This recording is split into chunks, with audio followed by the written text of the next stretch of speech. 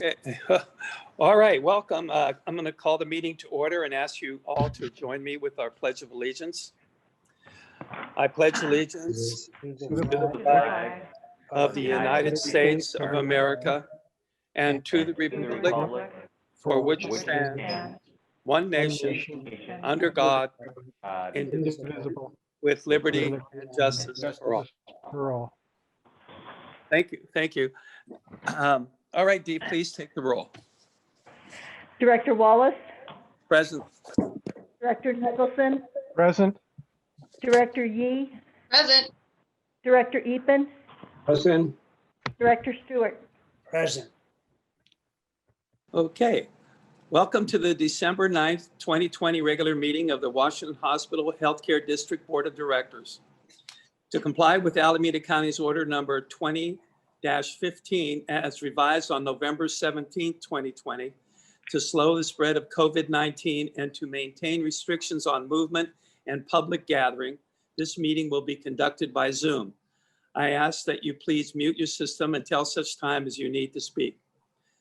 Governor Newsom's Executive Order N-2920 explicitly waives the Brown Act provision that requires the physical presence of members, the clerk, or of the public as a condition of participation in or quorum for a public meeting. We continue to comply with the Brown Act in providing dial-in information in order to provide the public the opportunity to attend the meeting. Public notice for this meeting, including dial-in information, has been posted appropriately on our website. We are recording tonight's regular session of the board meeting.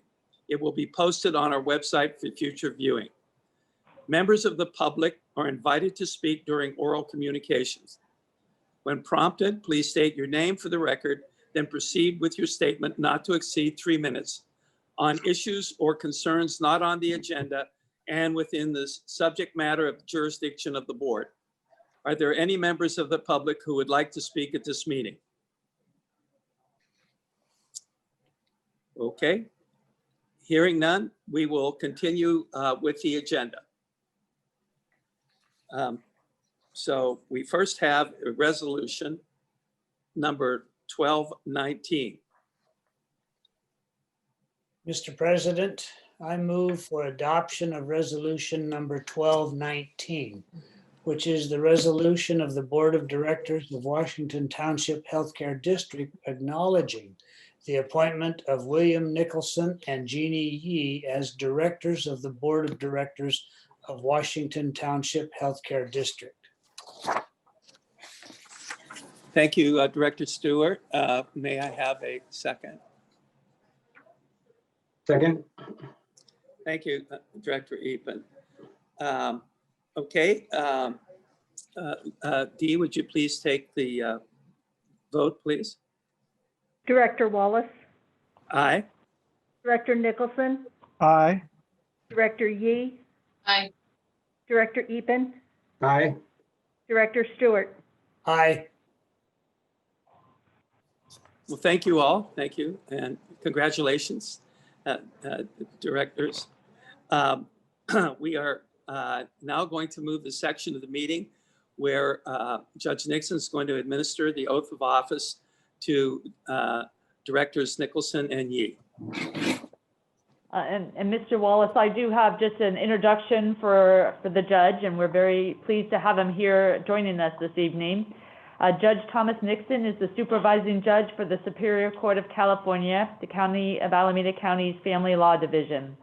Judge Nixon was appointed to the Superior Court in 2015 by Governor Jerry Brown and has served as a commissioner at the Alameda County Superior Court since 2002.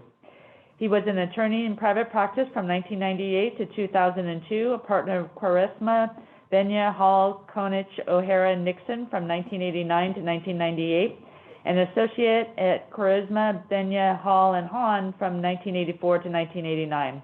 Judge Nixon earned a Juris Doctor degree from the Santa Clara University School of Law and a Bachelor of Science degree from San Jose State University. Welcome, Judge. Well, thank you for letting me know how old I am. Actually, as it turns out, I am no longer the supervising judge of family law. I am now the supervising judge of the East County Hall of Justice. So I've moved from thank you for family to clarifying. criminal. Well, that's fine. I've moved from family to criminal, but there's not much of a distinction sometimes. Oh, Director Yee and Director Nicholson, you can either swear or you can affirm as it relates to the oath of office. Do you wish to swear or affirm? I will swear. I will swear. Very good. I will start with Director Yee then. Director Yee, if you'll be good enough to raise your right hand. And repeat after me, please. I, Jeannie Yee, I, Jeannie Yee, solemnly swear solemnly swear that I will support and defend that I will support and defend the Constitution of the United States the Constitution of the United States and the Constitution of the State of California and the Constitution of the State of California against all enemies, against all enemies, foreign and domestic, foreign and domestic, that I will bear true faith that I will bear true faith and allegiance and allegiance to the Constitution of the United States to the Constitution of the United States and the Constitution of the State of California, and the Constitution of the State of California, that I take this obligation freely that I take this obligation freely without any mental reservation without any mental reservation or purpose of evasion, or purpose of evasion, and that I will well and faithfully and that I will well and faithfully discharge the duties discharge the duties upon which I am about to enter. upon which I'm about to enter. Congratulations. Thank you. You're most welcome.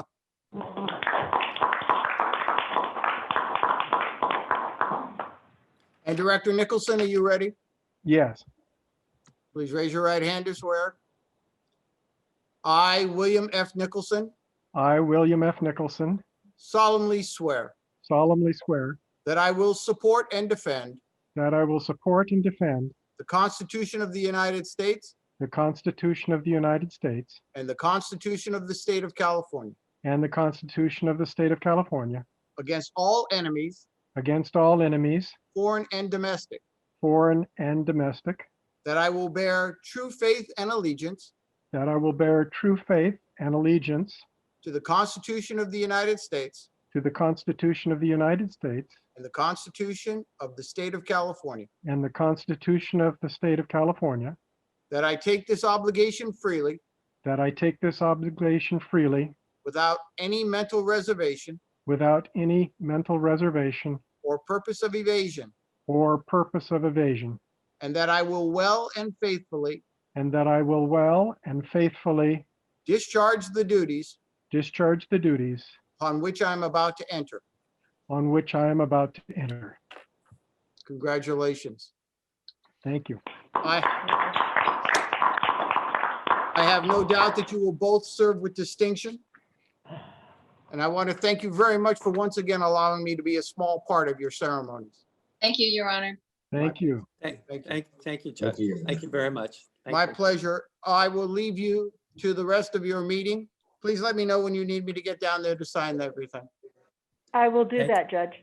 What wonderful thank- smiling faces. I never see that in here. No one's ever smiling. I'm delighted. You all take care. and Thank you so much. Thank you. Thank Thank you. you. Bye-bye. All right, then, we are now going to move on to consider resolution number 1220, confirming the canvass of votes cast in the Washington Township Healthcare District General Election and declaration of the election return on the bond measure XX.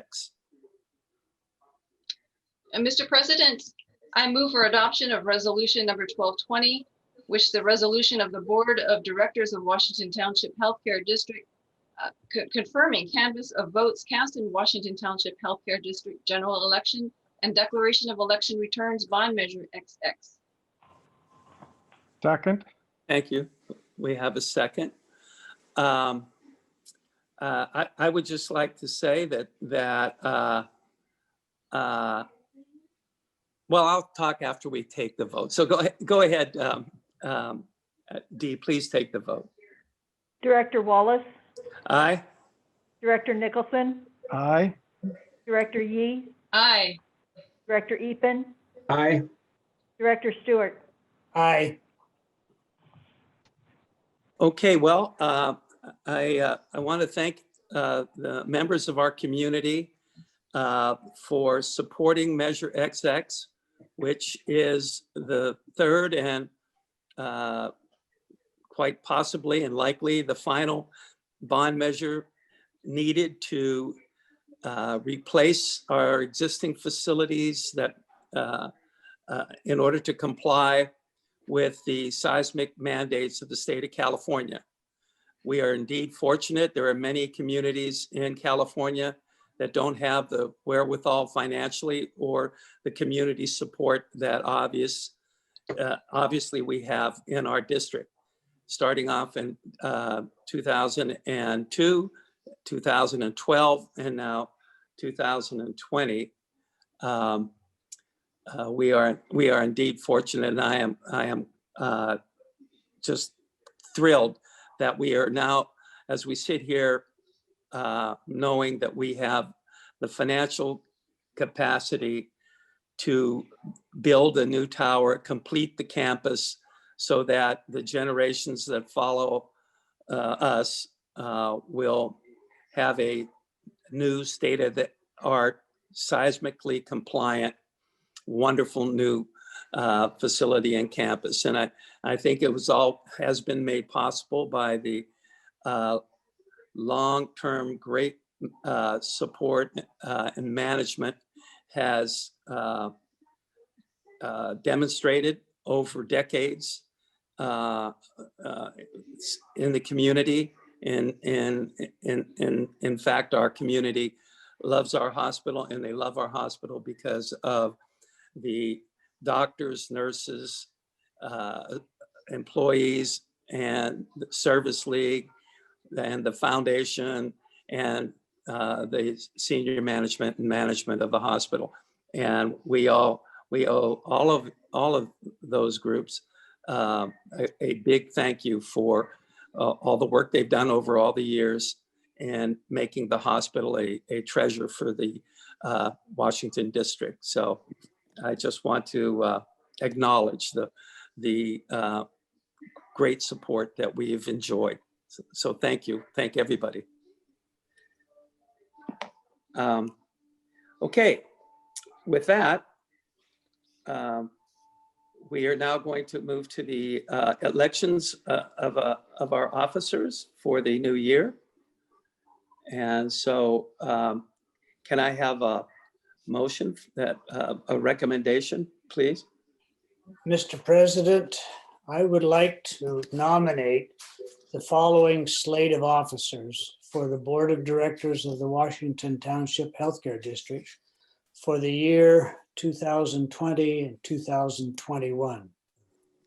As President, William Nicholson. As First Vice President, Jeannie Yee. As Second Vice President, Bernard Stewart. As Treasurer, Jacob Epen. And as Secretary, Mike Wallace.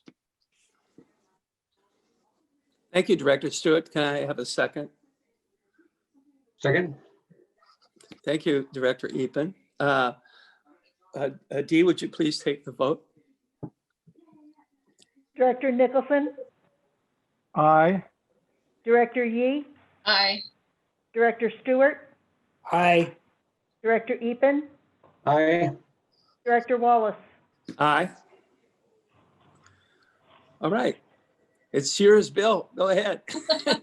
Congratulations. Thank you so much, Mike, and I thank the board for their confidence in allowing me to serve in this capacity. What I'd really like to do now is to thank our outgoing president, Mike Wallace, for his outstanding and exceptional leadership over this past year.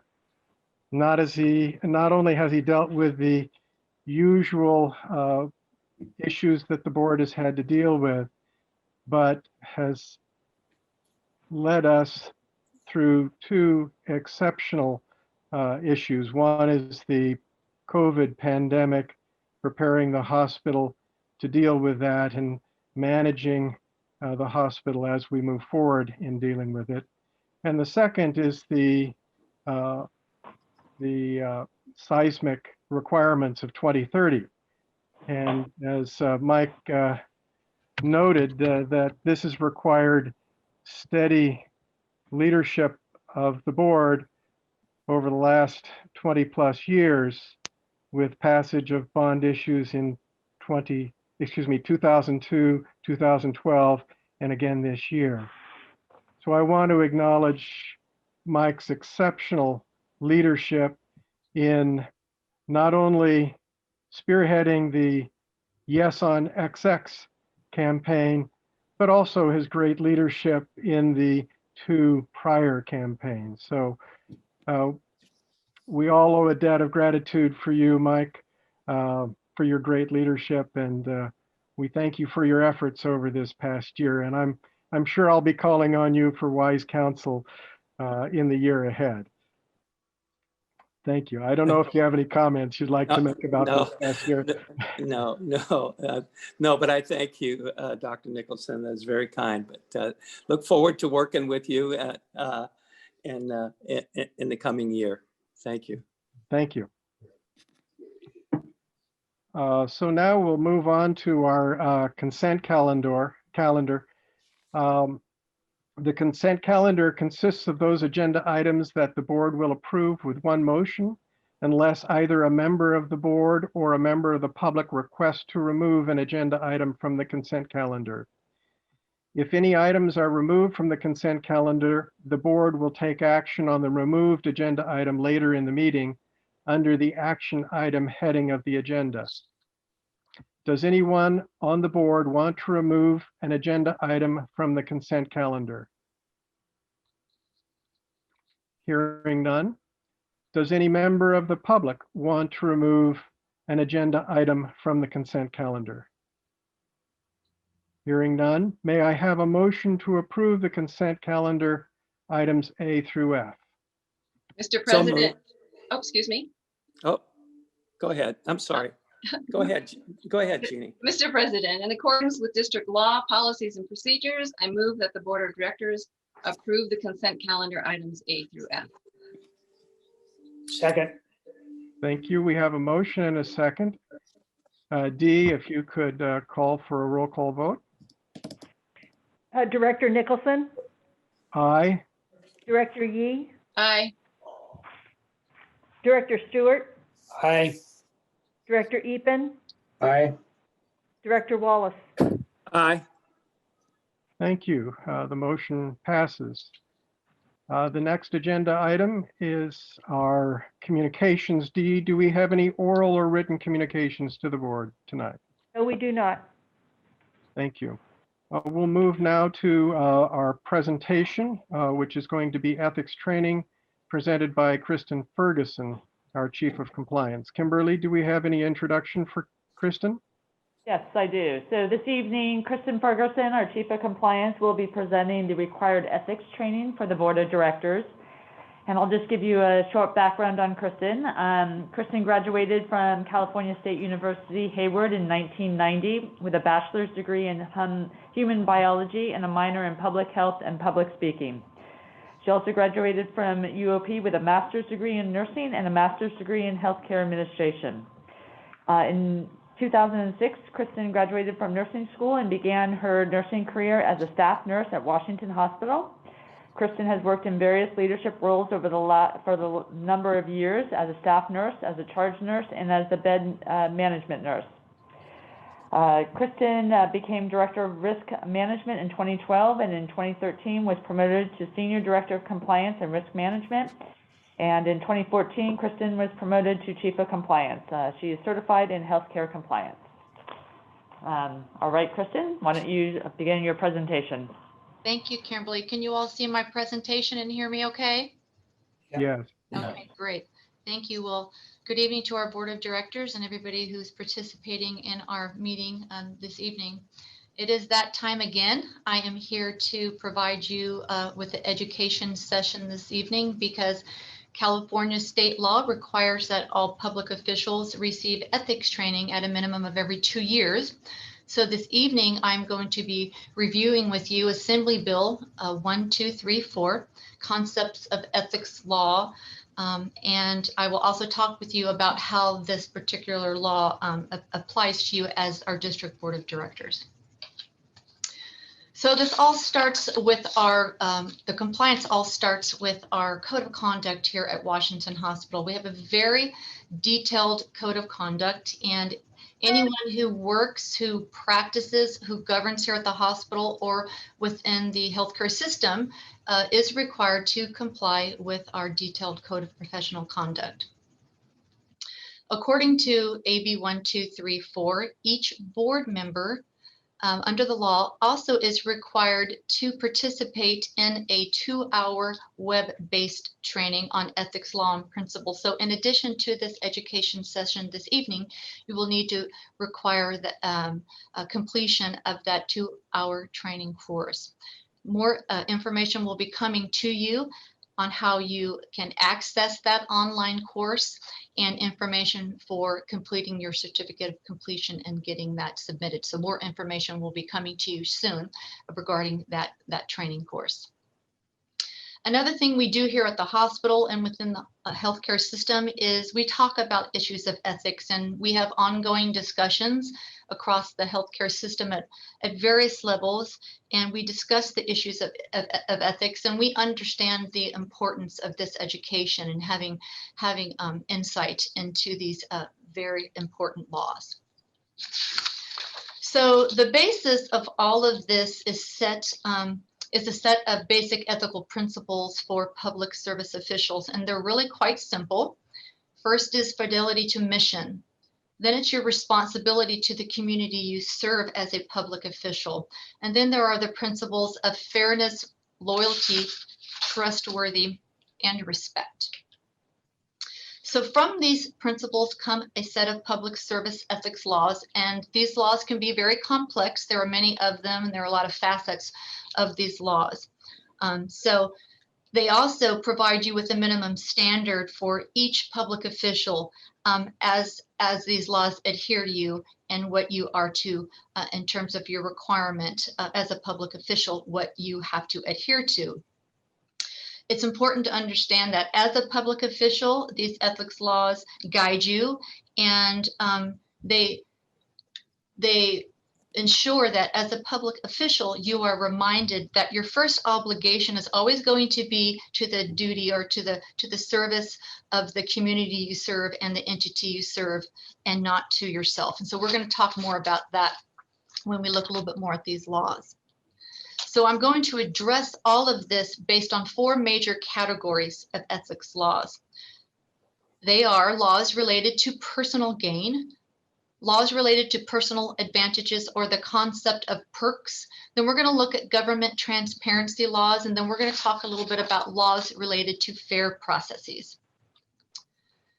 So the first is the issue of personal financial gain, and the underlying principle here, this is really about public service. And probably the most well-known issue is that of bribery. And there's an entire set of laws. It's very complex. There's an entire set of laws around this very subject matter. By definition, bribery is something offered or given to someone in a position of trust in an attempt to influence you or persuade you. It's important to remember that it is a crime to solicit or receive benefit in an exchange for an official action by a public official. It's also important to note when I refer to benefit, I'm not just talking about cash benefit, but I'm talking about other things that may include something, say, as a job or some type of special consideration, which can be maybe a license or a permit or something else that somebody else may be seeking from a public official. So a key issue related to the idea of personal financial gain is that of conflict of interest. And there is a fundamental principle as it relates to conflict of interest here. And it comes from a court case. It's actually a California court case, Stagel versus the city of Taft. And that principle states that as a designated employee, you must exercise absolute loyalty and undivided allegiance to the best interest of the entity you serve and not yourself. So the concept of conflict of interest is embodied in the Political Reform Act, which was adopted in 1974. And the idea of conflicts of interest is also outlined in the Fair Political Practices Commission regulations, which say there are 4 components of a conflict of interest, all which must exist or be present in order for an actual conflict to exist. They are: the official must have a financial interest. The conflict must be reasonably foreseeable. There must be a material financial effect of the relationship, and it must be distinguishable from its effects on the general public. So if everybody has the same opportunity, it probably is not distinguishable, and therefore it's probably not a conflict of interest. And again, all 4 of these components must be present and actually for a conflict to actually exist. The information here on this slide can be especially helpful for you. It's important that you understand that there are 6 types of economic interests. So when you consider whether or not a conflict exists, you want to ask yourself if the matter you are engaging in involves someone that pays you an income, property that you own or lease, your employer if you have one, your investments. Maybe it's someone that has given you a gift, and you also need to consider your family's finances. And some of you may recognize some of these categories. They are reflected on the Form 700. This is the disclosure of economic interest that as board of directors and some of us as identified employees of the healthcare system are required to submit annually. And we'll talk a little bit more about that. So there are several regulations related to conflict of interest, which really compel an impartial performance, and they provide you guidance in helping to keep you as a public official free from bias. The regulation requires disclosure of certain financial holdings in writing, and this is what we submit in our Form 700 annually. As board of directors, you are also required to declare any conflicts that you may have or suspect that you may have.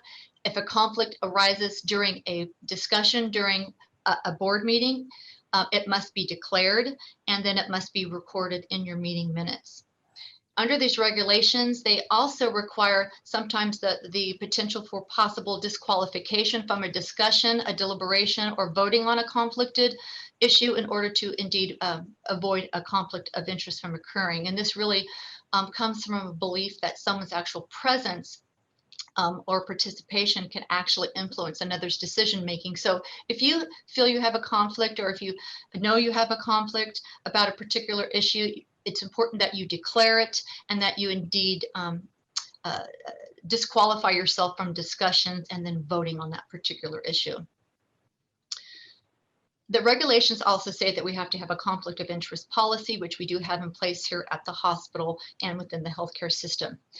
And just another final thought on conflict of interest. It's really not the issue of a conflict of interest that is the main issue. The problem is then what does the public official do with the knowledge of a conflict of interest, and then is it disclosed? So again, if you are aware of a conflict, if you think that there may be a conflict, you need to act and you need to declare that and put that conflict on the record. So in terms of best practices as it relates to personal financial gain, you want to be aware of the types of economic interest that I just reviewed with you, because it may trigger a need for you to step aside. So again, you need to know, and you need to be able to identify if there's a potential conflict, so you can indeed step aside and disqualify yourself. You also want to make all of your decisions with only the public's interest in mind, not based on your own personal interest or based on a family member's best interest or the interests of somebody close to you. So the second set of laws are called the no perks laws. And the underlying principle here is public servants should be treated like anybody else. A public servant should not receive special benefit simply because of an office that you may hold. So perks that others offer you, things such as gifts or maybe a trip or honoraria. The considerations here are there is a need for reporting gifts on the economic interests and disclose that, as we've discussed. You need to remember that there are gift limits within a 1-year period. Also, there's the possibility of having to disqualify or recuse yourself from a discussion or voting on a particular issue based on a gift that you may have received. And you also have the opportunity of declining a gift. You can also return a gift, you can donate a gift that's been given to you, and you can also refund the giver of the gift. A second category I want you to talk about quickly under the No Perks law that could potentially be problematic for a public official, and that is the use of public resources. So it's just important to know that in your official capacity or in any type of personal capacity, you have to avoid the use of public resources. And that includes things as simple as telephone systems, computer systems, letterheads of an entity that you may represent. It's just important for you to know that the use of public resources in an official capacity for you or in your personal life is prohibited under these laws. So best practices as it relates to perks, my advice is that you try to avoid anything that may be considered a perk. These laws are not easy. They're very complicated. They're not always easy to understand. So if you question about whether something is appropriate or not, I just advise that you seek counsel, advice, or ask questions on a matter that you are unclear about. So the third set of laws is governmental transparency laws. And the underlying principle here is the public trusts a process that it can see. So conversely, the public is not going to trust something that it is not privy to. So the need for transparency is critically important. The recommendation here is that that we provide the public with an opportunity to participate and monitor the activities of a public official or a public entity. And one example would be the economic disclosure. So this is the Form 700 we have discussed, and this is an example of one vehicle for transparency. And again, under the Compliance with Political Reform Act, it is a requirement that each of you disclose annually with the Form 700. And another consideration under governmental transparency laws is the idea of charitable fundraising and disclosure. And the public does have the right to know who is contributing to an official's favorite charities or causes. And the public is interested, and they do have the right to know how these funds and how these dollars are being spent. So there are also public meeting requirements that fall under governmental transparency laws. An example is the Brown Act. Mike read about that this morning, this afternoon in his opening statements. This is a law that you all are probably very familiar with. And under this law, it basically states that public officials must hold open board meetings. And what it does is it gives the public an opportunity to be informed of the decisions that are being made by public officials. And so that's why we have the need for open board meetings. There are some permissible gatherings where public officials can meet outside of an official meeting. Some examples of those would be conferences. We've been to Estes Park together, maybe some community meetings or social events. So there are some permissible gatherings underneath the law that are exceptions. The Brown Act also provides provisions for closed sessions, which you participate in, and these are meetings that are indeed closed to the public. And basically the whole concept here is the public has the right to be heard, and they have the right to participate in discussions and activities that are being taken place by public officials. Also under the governmental transparency laws, you'll find laws related to the public's right to access records. So this is the Public Records Act, and under this law, the public has the right to access records and have some insight into the workings of a public entity. With that being said, there are some exceptions under the law, and there are specific types of records that are exempt from the Public Records Act. Examples of these would be attorney-client privilege documents, personnel records, any type of document that may violate an individual's privacy under privacy laws, and then various types of administrative documents. And again, the hospital complies with this, and we do have a written policy that complies with the requirements of the Public Records Act. So quickly, best practices as they relate to transparency laws. You always want to follow regulations carefully, and I advise that you always want to err on the side of openness and always be transparent in your duties as a public official. So moving on to the fourth law, these are the fair process laws. And the underlying principle here is everyone has the right to be treated fairly by governmental processes. And so related to fair and unbiased decision-making, the requirement is to exercise power that is free from personal bias and decisions not be related to the possibility of any type of financial gain or even financial loss. And again, recusal or disqualification by a public official at a specific time can also resolve an issue. So as a part of the fair process laws, there is a doctrine of incompatible offices, and this is based on the belief that there could be a significant clash of duties or loyalties if a public official holds more than one office. So the penalty for this could be actually the forfeiting of that first office. So it's important for you to understand this and to think about, because if you are ever asked to participate in some other type of official capacity, this is something that you want to consider. Under these laws, we also see the competitive bidding requirements. And really, this is to assure equal access and avoids the concept of cronyism when it comes to granting work at a public entity. And these requirements also assure that the public is getting the best value for the money. And this is why we have the requirements for published bid notices. So all of these things fall under our fair process laws. Another concept as it relates to fair process laws is the concept of nepotism. And so when it comes to making decisions involving family members, anti-nepotism laws are something that you want to keep in mind. You want to be mindful of them. These laws are also a part of the Political Reform Act that I've mentioned a couple of times tonight. And basically the belief is it could be very difficult to be fair and unbiased when you were dealing with members of your family and having to make decisions in an official capacity. So as a public official, again, just as another reminder, your loyalty and your obligation is to the entity you serve and not to the best interest of your family member or anybody else close to you when you are making decisions in an official capacity.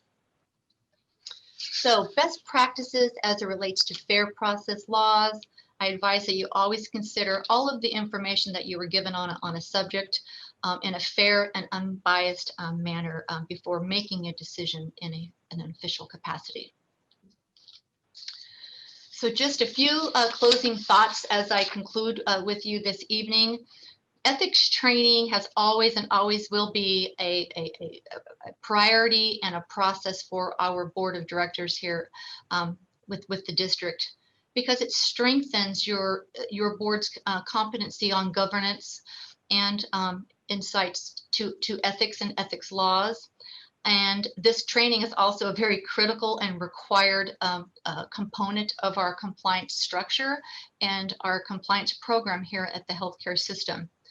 This training also is important because it exposes you to an array of laws, a variety of laws that are applicable to you as a public servant, as well as it brings up some unique ethical obligations that you may have to face in your role as a public servant. So, as you know, public officials are stewards of the public, and earning and holding on to that trust is critically important, and paying critical attention to the various laws and the principles that I reviewed with you tonight in your official capacity is extremely important. And so I want to thank you for allowing me to provide this education session for you this evening. Like I said at the beginning of this presentation, some additional information will be coming to you regarding that two-hour web course that you are required to take.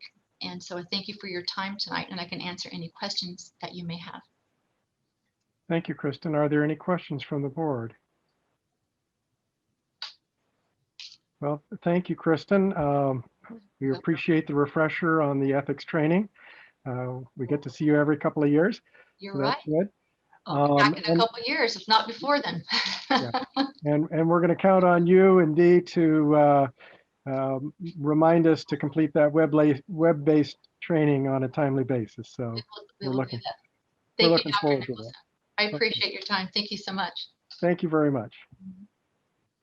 Okay, so now we'll move on to reports, and I note that usually the first report is the Service League report, and although we don't have an official Service League report tonight, they still have been busy. And I want to let everybody know that the usual holiday masquerade jewelry and accessory sale has moved online.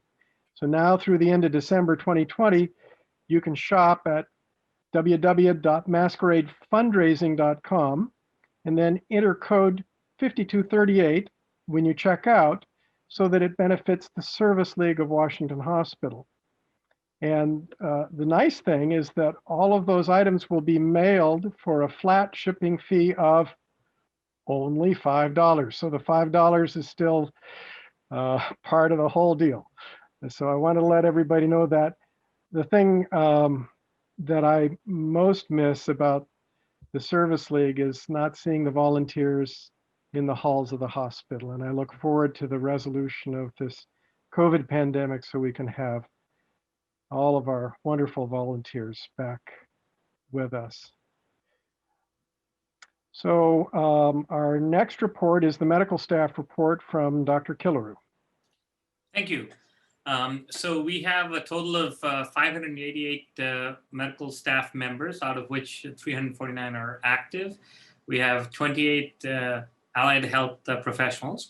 But I also want to report we have started the cardiothoracic fellows rotation. They had started this week. And the pediatric fellows authorization was on the consent calendar today. And the expectation is in the next few weeks, we should start seeing that as well. And I hope to be able to report how many new fellows and residents will be rotating through Washington Hospital in my coming reports in the next few months. That's wonderful, Dr. Killeru. We look forward to hearing how many trainees are joining us from UCSF. That's a wonderful thing. Thank you. Thank you. Okay, our next report is our lean report, which is going to be improving patient experience, presented by Galen Hamilton. And Kimberly, if you could introduce Galen. Yes, thank you. This evening we have Galen Hamilton. He joined the healthcare system as Chief Operating Officer for Washington Township Medical Foundation in 2017. He brought years of experience, having previously been at Dignity Health Medical Foundations as the Executive Director for the San Francisco service area, Regional Practice Leader for Northern California's Permanente Medical Group, and the Director of Operations for Kaiser San Francisco Medical Center. He earned an MBA cum laude at St. Mary's College of California and has a green belt in Lean, Six Sigma, and performance improvement from the Institute for Healthcare Improvement. And this evening, he's going to talk about using Lean principles to improve the patient experience at Witness. Thank you, Kimberly. Thank you, Kimberly, for the introduction. Can everybody hear me okay? Yes. Okay, great. I need to share my screen if that could be permitted. That's what I was advised. The presentation on here is. Okay. Yeah, you're good to share it, Galen. Okay, thank you, Sri.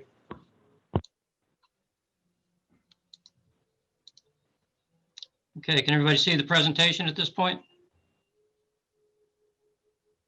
Is the presentation visible? Yes. Yes, Okay. you need to take off presentation mode. Can you exit the slideshow? Yeah, no problem. Is that better?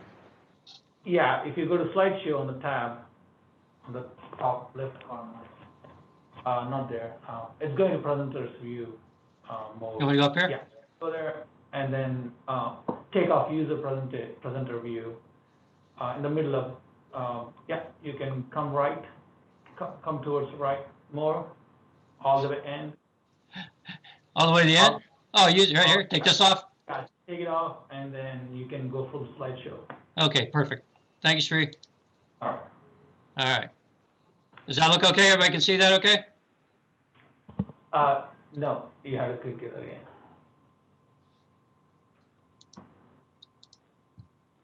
Recommendation, Sri. Hold on. And we can go from here if we need to. It's okay.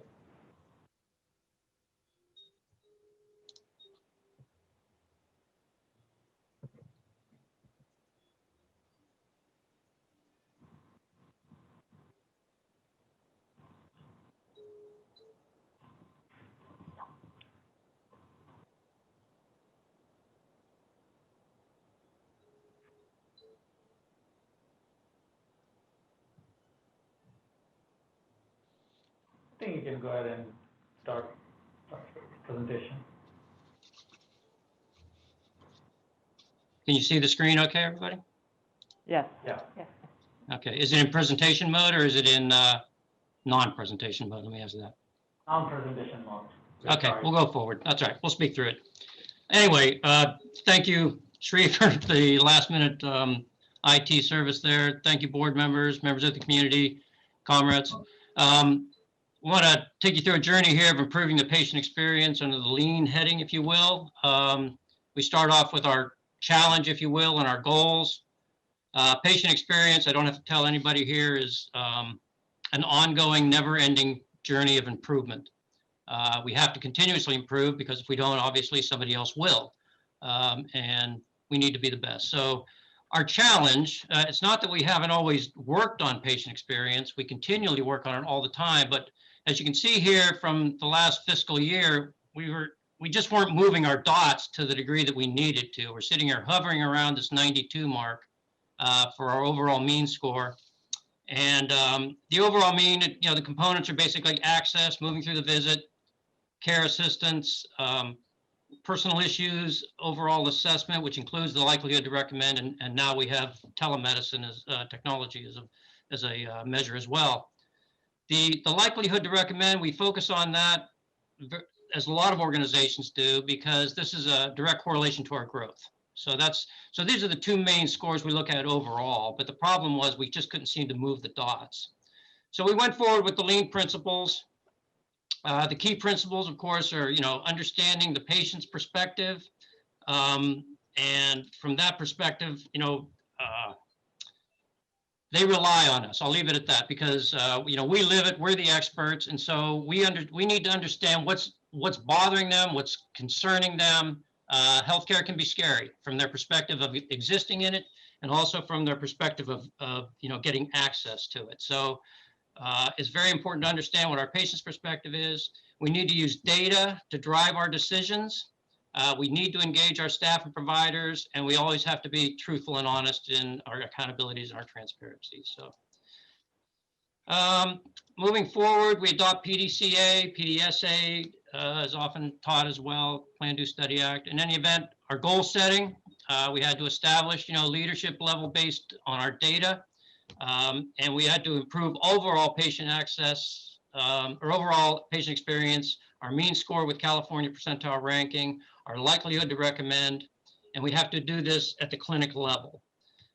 We engaged a patient experience lead.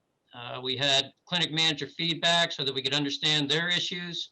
We had patient experience committee to engage all the stakeholders. We defined key driver initiatives, individualized by clinic. And we had transparent data sharing, i.e. monthly reports and ad hoc reports. The strategy, the do, meetings, obviously, the leadership team, managers, clinic operations, providers, staff, et cetera.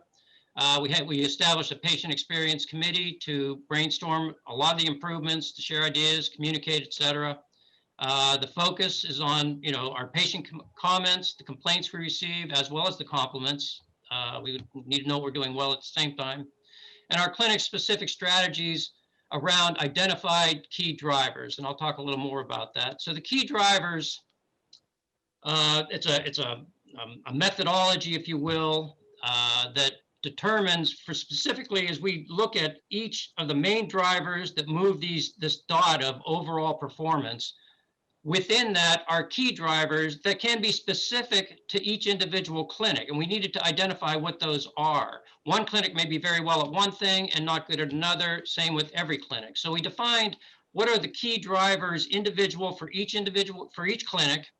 These are the top ones that we use. So most of the clinics had at least 2 or 3 or 4 of these specific key drivers. And you can see, how well people work together came on top. The care provider, the CP there, was in the top 5 on everything. So we know that a lot of the patient experience and improvement thereof is driven by the experience with the care provider. So we took these key drivers, and our strategy was to move them into the clinic and monitor, if you will, via the frontline huddles, visibility boards, make adjustments as necessary. We had leadership rounding on a regular basis. Data had to be very current and regular. And then we, track to show what improvements they are and also to spread those successes. And then our act, of course, is assess and reassess ongoing and adjust accordingly. So just a couple shots there of what it looks like at the clinic level when we do our visibility rounds and our Gemba rounds.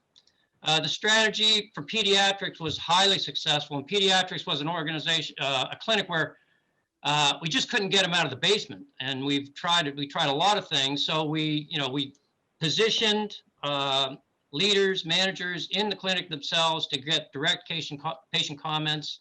And with pediatrics, we have to realize that our patients are actually the parents or the guardians. So a 5S was very important here. We learned a lot of things about, one-way toys and clean and dirty and things like that, and just things for the parents that they could use, just little giveaways and that type of thing. But we put it under this bucket of 5S. The improvement strategies on communication, the daily huddles, the provider and staff mentoring, it's especially, around communication with care provider and patient.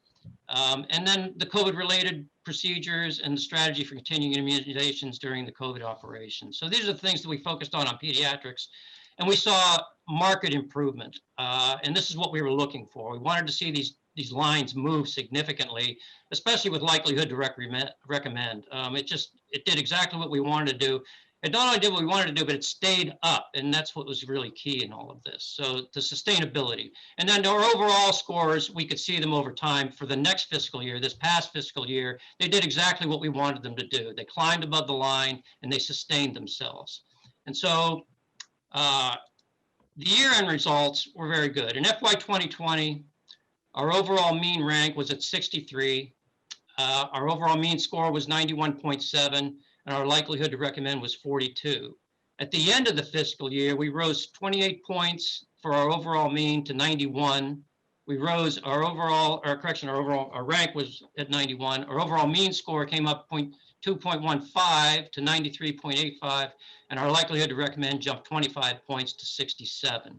I got this from Frescani in a year-end report. Witness target metric for this fiscal year is the standard overall mean, which has improved 2.15 mean score points since July 1st. This improvement is especially exciting given the pivots and adjustments necessary due to COVID-19 pandemic. And I just thought that was very nice, Jermaine, and it's always nice to get that recognition. So going forward, we're going to move our scores, our goals, if you will. This is a full page report, and I'll just kind of briefly go through it. It's for Washington Medical Foundation 6/30/20, so it's the end of the fiscal year. And what this tells us here, this percentage across the top is how we are ranking with our peers across the state. So these are like organizations. The number moves, but it's between 60 and 65 usually. Sometimes I saw it as high as 66 once. And that'll change with regularity. Frescani manages that. So that's where we rank. Our overall rating, as you can see, was 93.8, and that gave us a state rank of 91. So our goal was initially 92. We pushed it out to 94 going forward. So we're going to be at the 94. We're going to shoot for the 94th percentile in the state. Our likelihood to recommend, you can see it was 94.1, gave us a ranking of 67 within the state. That's where this meets. We're pushing us up to 94.9 at the 80th percentile, which is our new likelihood to recommend goal going forward. So with that, to date, in September, we actually exceeded our goal of likelihood to recommend, and we came in at the 77th percentile with our goal of the 80th. Our standard overall mean exceeded by 0.1, and we came in at the 84th with the goal of the 94th. In November, while it's premature, and these numbers change because the surveys continue to come in, we've exceeded our goal to likelihood to recommend by 1 point. We went to 95.3 at a goal of 94.9, and we hit the 85th percentile with a goal of 80th.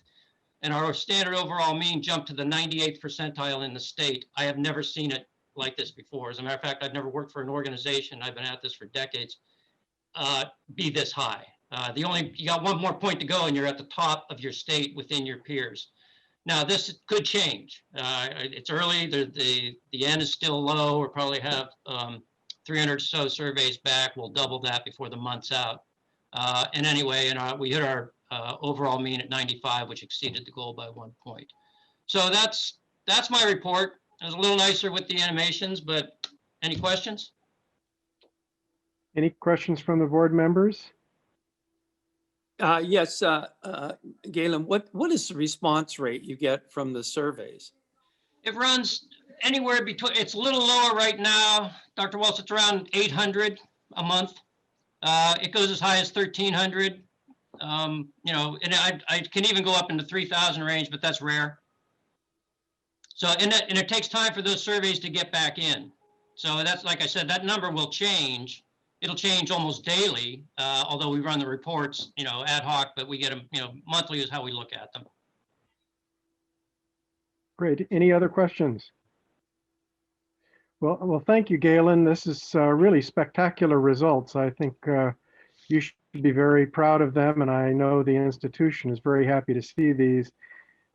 This is really critical to our success of the overall organization, and it's so important to see that you've used Lean as a tool to learn and identify the best practices and adopt those and disseminate those. So I'm so pleased to see this. So thank you so much. Thank you, Dr. Nicholson. The only problem is I don't know how you're going to top this. Well, we will. We'll Okay. go 99.9. Yeah. It's always a decimal point. So thank you, Okay. Dr. Nicholson. Thank you, board. It was a team effort. I got to say, it's I am very, very proud, like you are, of everybody that's been involved in this initiative. And it's a caring thing. People really do care, and I'm very pleased to be able to report this now. So thank you so much. There's an old adage that says the secret of caring for the patient is caring for the patient. That's very nice. That's Yeah. very nice. Yeah. Thank you so much. Thank you. Happy holidays, everybody. Same to you. Mhm. Okay, our next agenda item is our quality report, which is going to be our ICU, or our 2020 critical care program update given by Dr. Akawili. So Kimberly, if you have an introduction. Yes, I do. I'm pleased to welcome Dr. Carmen Akawili this evening. I'll give a short bio of her. She began her career at Washington Hospital in 2008 as the director of the intensivist program for critical care. Dr. Akawili is board certified in internal medicine and critical care. She's also a fellow of the American College of Chest Physicians and a member of the Society of Critical Care. Dr. Akawili began practicing medicine in Fremont in the early 1990s. Currently, she is the medical director of the critical care and intermediate care units. She is also the co-medical director of our palliative care program at Washington, which began in 2016. So good evening, Dr. Akawili. So I'll turn it over to you. Good evening, everybody. Well, this is my end time to report to you, but I'm happy to report again of the good things that has happened in ICU, and we are located at the Morris Hyman Critical Care Pavilion, as you can see in the picture. Thank you very much for that. So just historically, for those that don't know us yet, the intensivist program was established in 2008. We became an intensivist consultation program in 2009 with 24/7 intensivists.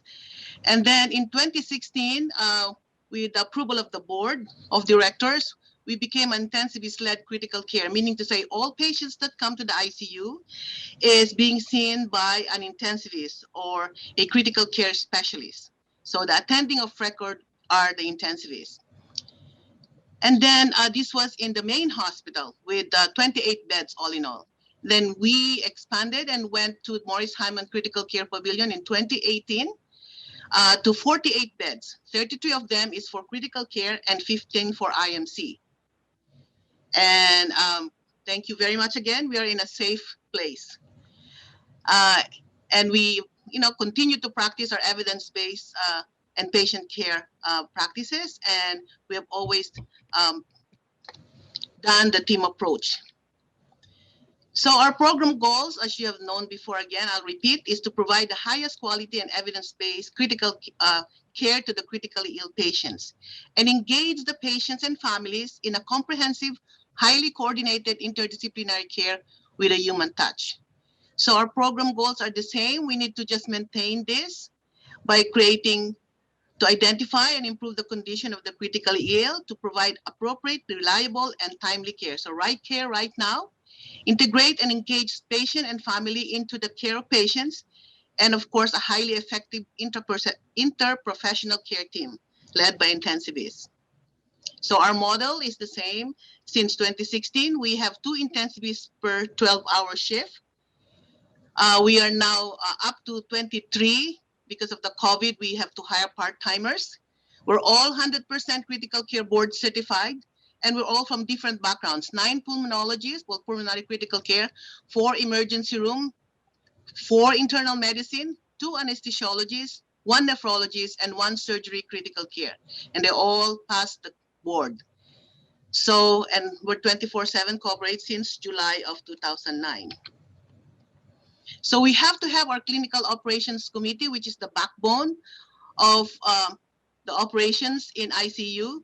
It's reviews the day-to-day operations, and it's mostly review the quality of care. And it involves all the different leaderships of from respiratory to nutrition to rehab, pharmacy, and all those lead program. And I co-chair it with the ICU nurse manager. For service utilization, as expected, since the intensivist program, there has been a decreased trend in admissions.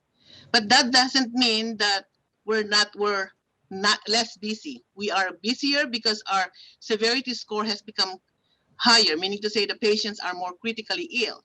According to Apache score, which is a screening tool for severity score of illness, in 2019, 55% of our non-CABG patients, the cardiac surgery patients assessment, have a moderate severity score of about 55%. And in 2020, it's around 61%. So although our admissions are going down, the patients are sicker and we're busier doing procedures, and we're also busy in consultations, not necessarily just admission. For our top diagnosis, it's almost always sepsis and altogether the cardiac diagnosis. But in 2020, COVID has been one of our principal diagnoses.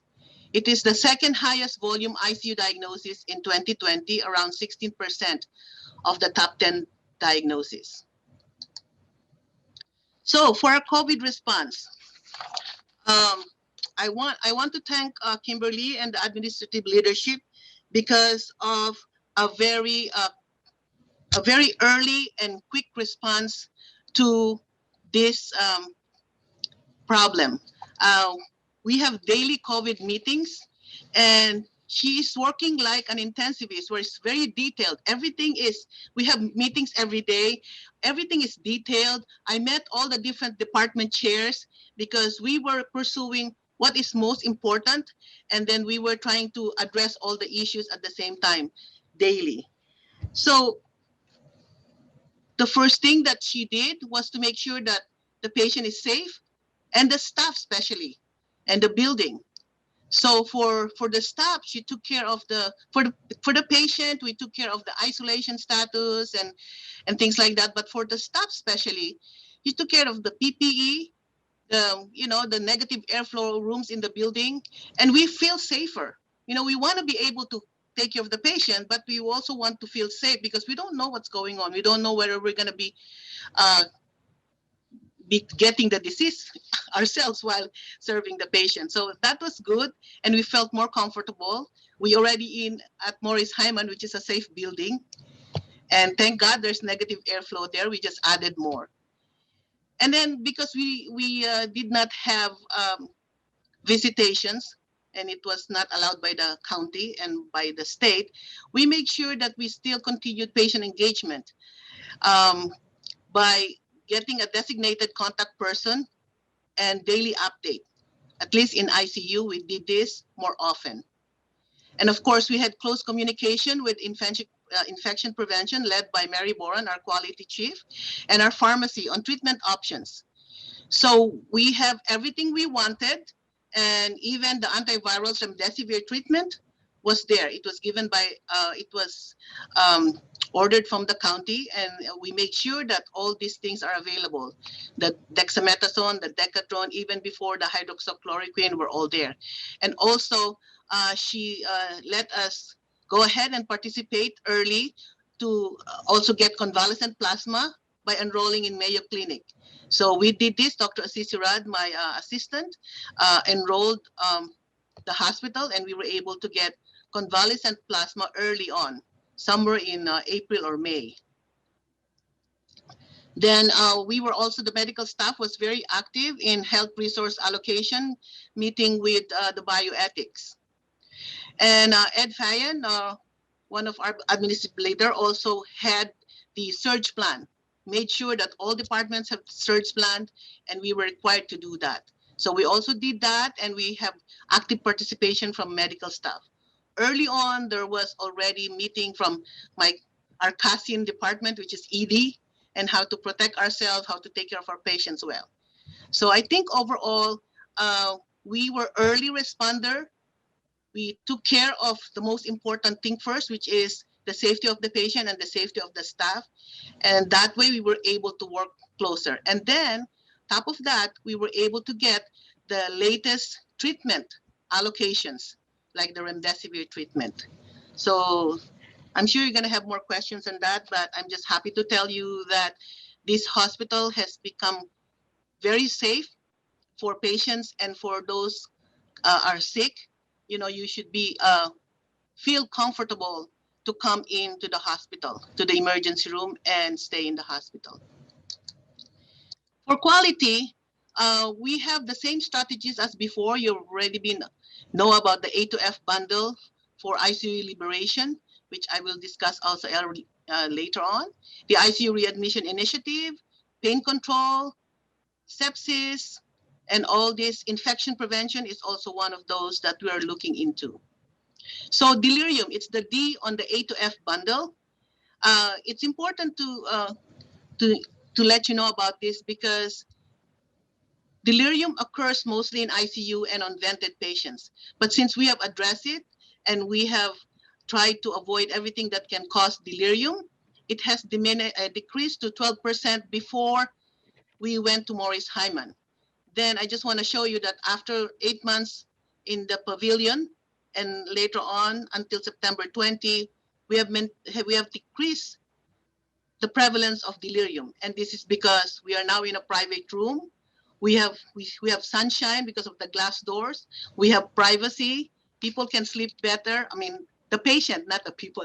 Patient can sleep better. And so these things, the sleep deprivation is less, the noise is less, the patient has less delirium. So there are other things I just want to let you know the effect of the pavilion and what the measures that we have done. So again, in 2019, we were part of the Society of Critical Care in terms of the Family Engagement Initiative because, you know, the F bundle, we'd like to have more family engagement and we want to know what we still need. We were part of 30 hospital collaborative nationwide, And these are the suggested projects which we have already adopted. And you probably heard me before talking about ICU diaries. We have that. We had open visitation. We integrated patient and families in rounds. We already did that. And we already have these environmental improvements as sleep and noise control. So what we opted to do is to do the structured family conference to communicate better in a structured way. However, it was postponed because of COVID, but we continue to do this and try to do more video-based conferences with families. In the future, we'd like to have family navigators assigned to patients during their stay to enhance communication. And we are planning simulation classes to educate us, the providers, to do a better family conference. And engaging the family increases trust. So that's very important to us. In terms of outcome, we have maintained our average length of stay to less than 3.8, 3.7, which is less than 3.8, which is the SCCM benchmark, and even less than the Apache predicted scores. So that's still good. For our ventilator outcomes, again, as I have reported in the past, it has also been very good.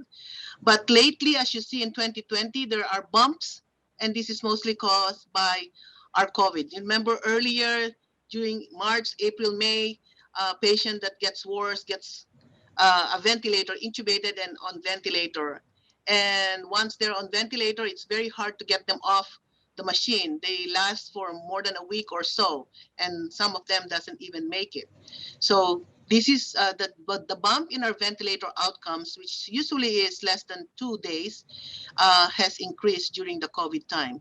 Our reintubation, though, luckily was not so bad, and our unplanned extubation also was within our limits.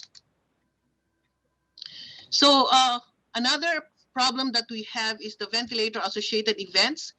This is more than just a pneumonia, but any other events that can cause a patient to be on the ventilator, like pulmonary embolism, like fluid overload or congestive heart failure.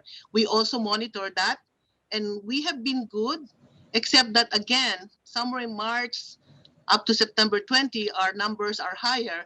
And when we drilled it down, it was because of our 13 COVID patients that are vented. 19 VAE in 2020 and only 9 in 2019, and 13 out of the 19 were COVID patients. If you minus that, we were supposed to have only 6 VAE. But at any rate, we're still taking this seriously. And what we have done as an action plan is to look at how we can improve a VA and do a VAE bundle instead of just a ventilator-associated pneumonia model. We're going to extend it and look at other parameters. So, but this is the reason why, because of the COVID vented patients. For other infection prevention parameters, we also look at our catheter-associated UTI, our central line associated bloodstream infection, and C. diff. As you can see, this is 2019 and this is 2020. The CAUTI is going down. The CLABSI is also trying to go down, but our C. diff is going up. And again, we drill down the reason for this is because the collection process has been, is not uniform. And sometimes we collect the stool even if patient is on stool softeners. So we're looking at the process and getting it better, and hopefully we can show you a better graph next year. So for our mortality, we're still below the benchmark. But again, as you can see, in 2020, starting March, going up until September, or the highest was in July, our mortality rate went up. And again, when we drill it down, we notice that some of these are due to our COVID patients again. Like, for example, in July, we have 7 or 8 patients that was affected. So the COVID patients affected all our numbers. For sepsis, septic shock, we are mostly above the bundle compliance. Higher rate is better, meaning to say you're more compliant than lower. Again, as you can see, we have increase in septic shock mortality somewhere in July, and septic shock mortality here somewhere in July. And again, when we drill down, 5 out of 12 septic shock patients died of COVID. So there is an association between COVID and septic shock. Not all COVID pneumonia goes into sepsis, but there is a big association with the what do you call this? The acute respiratory distress syndrome that happens in COVID pneumonia. So we also look into our readmission. This is part of our quality because maybe the patients being readmitted because they were prematurely discharged from or transferred, outside and things like that. So we were looking at it and we were looking for benchmark. And the more the benchmark that we have seen were done within 48 hours of being collected. We usually have our benchmark of 24 hours. Which probably is not as realistic as the 48 hours, but we look at it also. So the 4% is around 3 patients being readmitted. And it was very hard to go below 1%, but better with the 48 hours, which we have a benchmark. The national benchmark is about 14%. Our internal benchmark, we lower it to less than 4%. And what we did as action plan, because we're not giving this up, is to look at what is it? What kind of readmission do we have? Is it a preventable one or non-preventable? Like maybe one of the patients that we saw has delirium, and when the patient went to the floor, otherwise the patient is stable, and the kind of delirium the patient has was hypoactive. So the patient looks normal, doesn't do anything, and then was transferred to the floor because everything else was stable. But the floor, maybe we did not sign out as well. So the patient pulled out his NG tube and aspirated, and within 24 hours came back to us. So those are the things that are preventable, and we're working to really have better sign outs. For patient experience, we're above 90% overall rating of ICU, and our communication are also getting better. However, the perception of the family is that we're not really explaining everything about treatment. So we're going to have to drill this down as to, and also maybe look into what we're telling the family, because sometimes you need 2 or 3 explanations in terms of treatment for family to understand it. So our goal is 100%. So as part of the patient experience also, we'd like to, as I told you about the designated spokesperson, and we're using more FaceTime for video conference, especially for those patients that are not able to talk to their families, show them how the patient is. In terms of education, we had med-surg education lectures by Dr. Tet, one of the intensivists. This is to kind of let them know about how to recognize seriously ill patient, early enough so that they know when to call us. We also have lectures on sepsis and acute respiratory failure.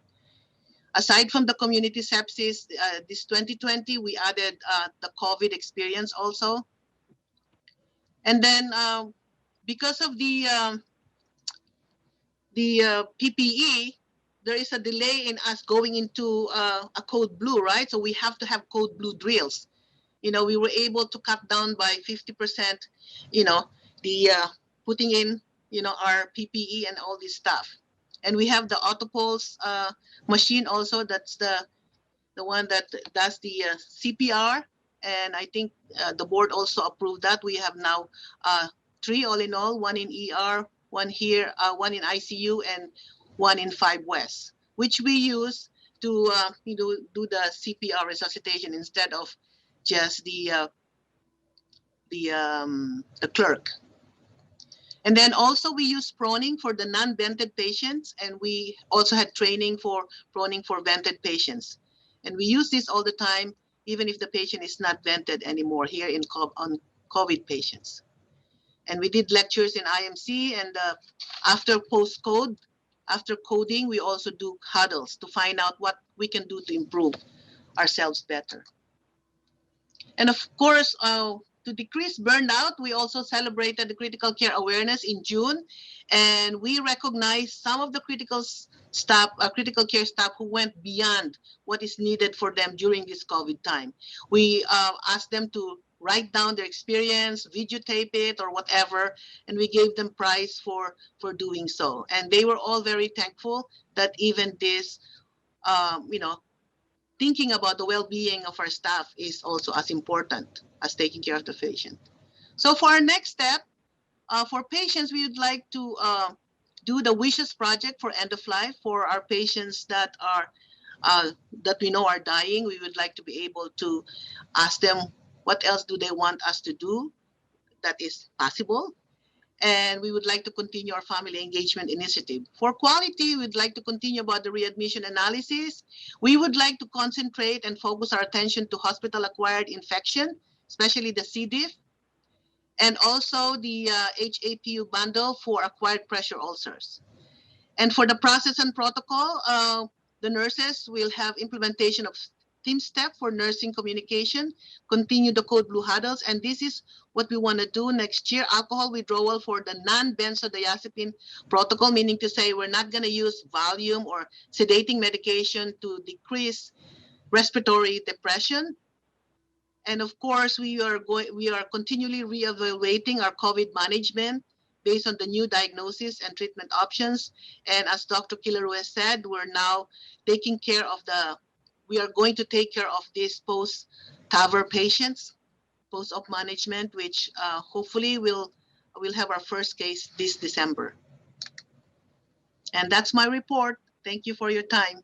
Any questions? So are there any questions? Questions from the board members? No questions, but please pass on our thanks to your staff. We know that it's been tireless for them.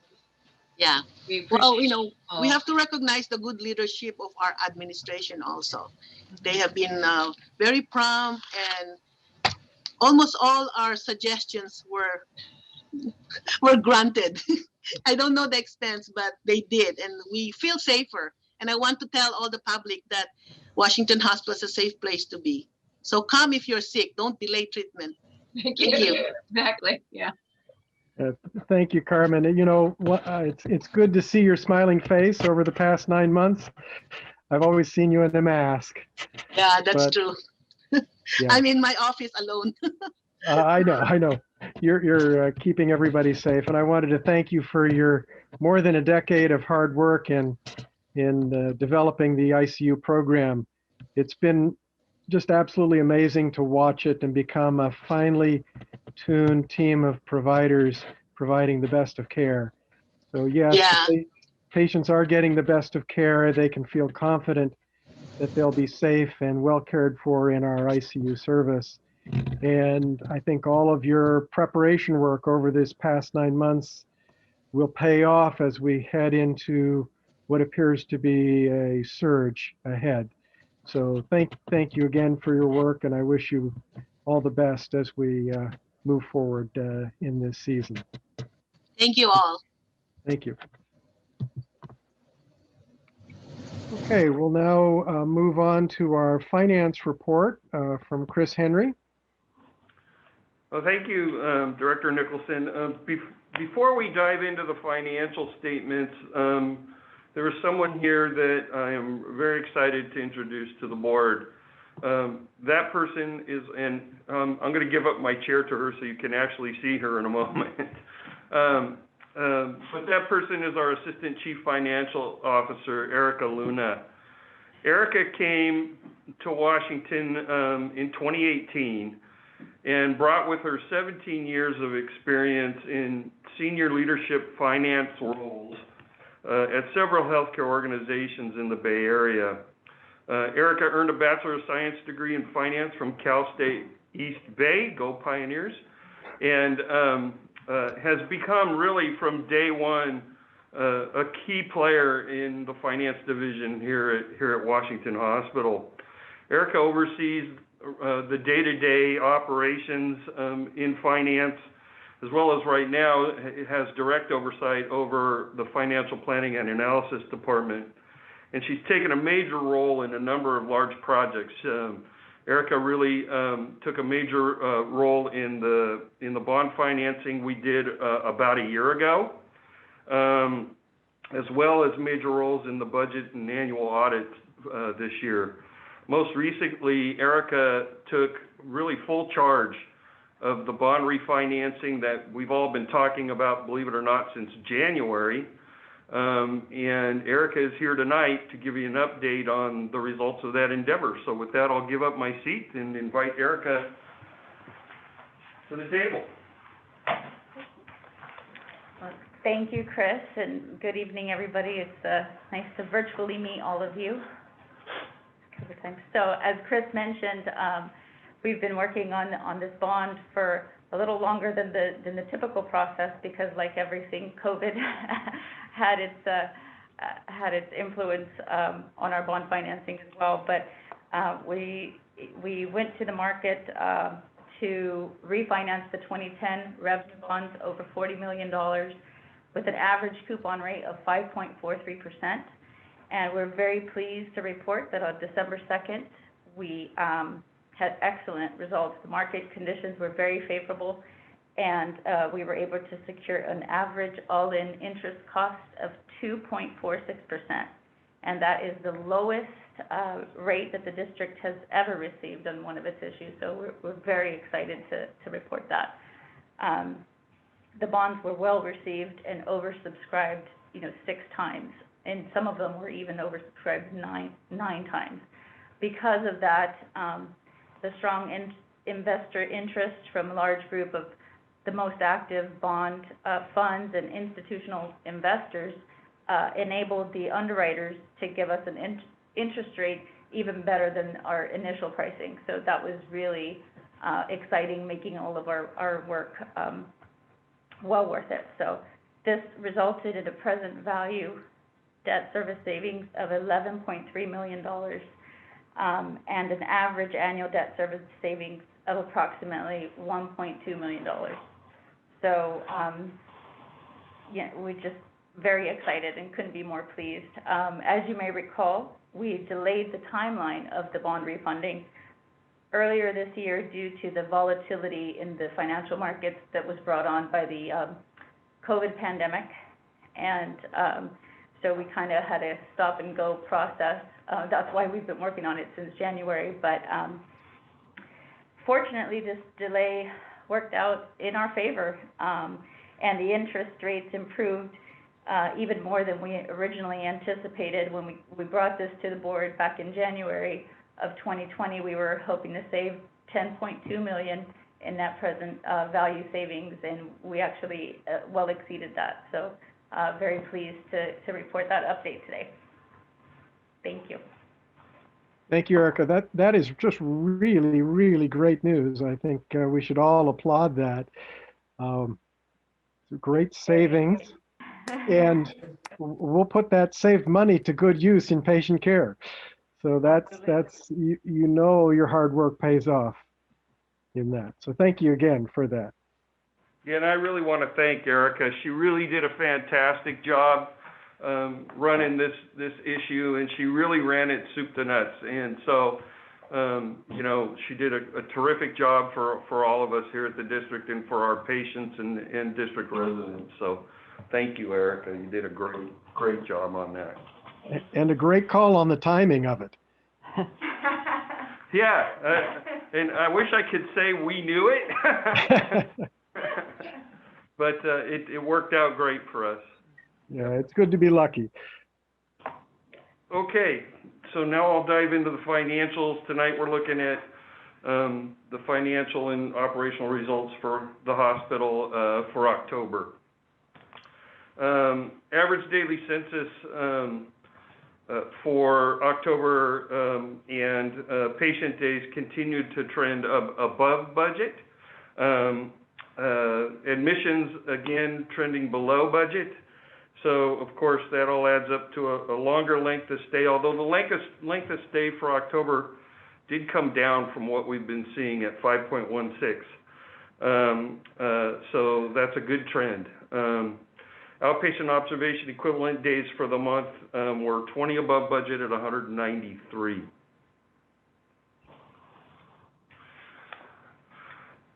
Case mix index, this may be an indication of the lower length of stay. Lower than we've seen it. We've been seeing it up above 1.6, came down to 1.578 in October. Deliveries for the month, however, continued lower, 18 below budget at 115. Our surgical cases were 7 above budget at 381. That includes our joints. Joint replacement cases were 1 below budget. Neurosurgical cases 6 above budget, so that's good.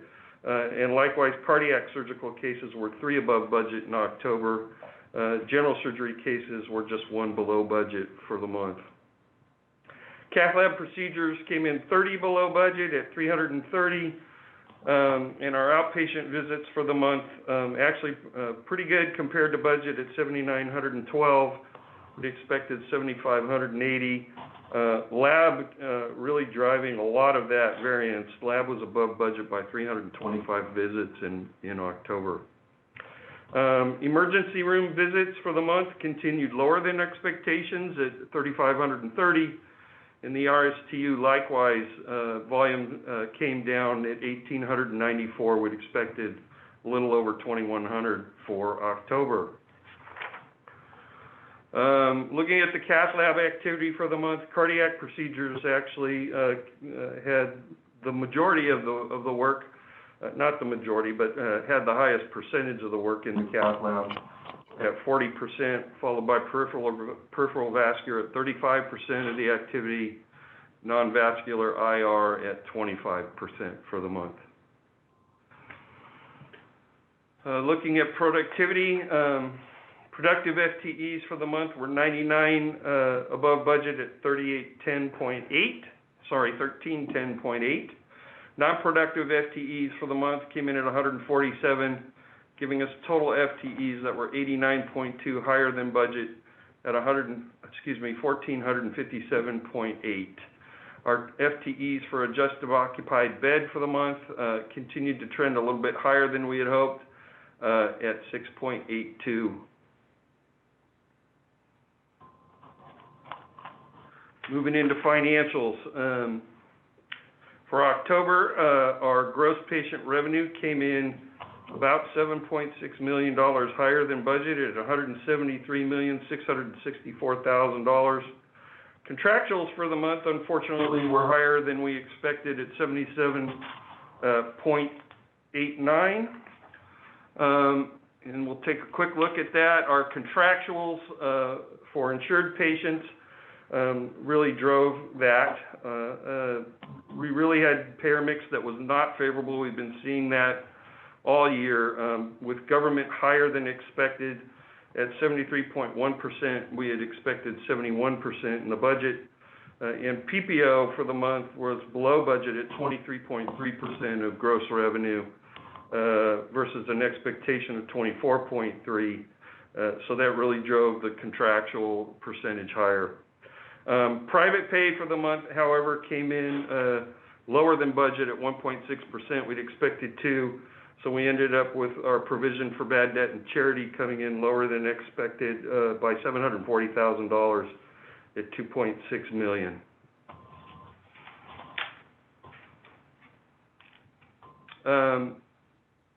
Looking at operating expenses for the month, they came in almost $2.7 million higher than budget at $41,617,000, largely driven by labor costs.